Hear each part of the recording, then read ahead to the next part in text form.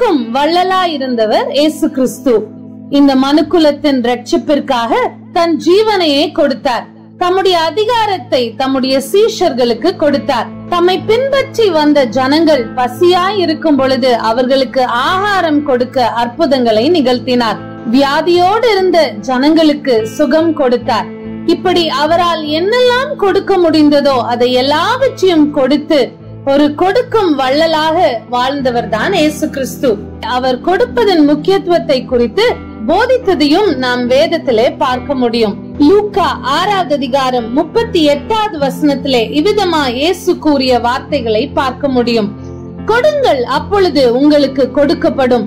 அமுக்கி குலுக்கி சரிந்து விழும்படி நன்றாய் அளந்து உங்கள் மடியிலே போடுவார்கள்.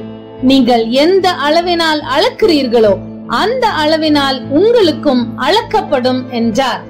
ஆம், இயேசுவை பின்பற்றுகிற நாம், அவர்களுடைய சீஷர்களாய் வாழுகிற நாம் கொடுக்கிறவர்களாய் இருக்க வேண்டும் என்றே இயேசு கிறிஸ்து விரும்பினார்.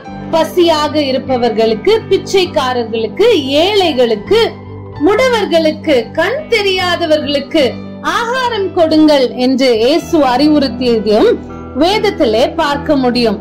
லூக்கா 11:41 வாசிக்கும் பொழுது, உங்களுக்கு உண்டானவைகளில் பிச்சை கொடுங்கள், அப்பொழுது சகலமும் உங்களுக்கு சுத்தமாயிருக்கும் என்று இயேசு கிறிஸ்து சொல்வதை கூட நாம் பார்க்க முடியும். பரலோகத்திலே பொக்கிஷத்தை சம்பாதிப்பதற்கு உங்களுடையவைகளை மற்றவர்களுக்கு கொடுங்கள் என்று இயேசு போதித்திருக்கிறார். இலவசமாய் பெற்றதை இலவசமாய் கொடுங்கள் என்று இயேசு கிறிஸ்து தம்முடைய சீஷர்களுக்கு கூறியதை மத்தேயு 10:8 வாசிக்க முடியும். அது மாத்திரமல்ல, மத்தேயு 10வது அதிகாரம் 42வது வசனத்திலே இயேசு கிறிஸ்து இவ்விதமாய் சொன்னார்: சீஷன் என்றும் நாமத்தின் நிமித்தம் இந்த சிறியரில் ஒருவனுக்கு ஒரு கலசம் தண்ணீர் மாத்திரம் குடிக்க கொடுக்கிறவனும் தன் பலனை அடையாமற் போகான் என்று மெய்யாகவே உங்களுக்கு சொல்லுகிறேன் என்றார். ஆம், இயேசு கிறிஸ்துவின் நாமத்தின் நிமித்தம் நாம் எதை கொடுத்தாலும் அதற்கான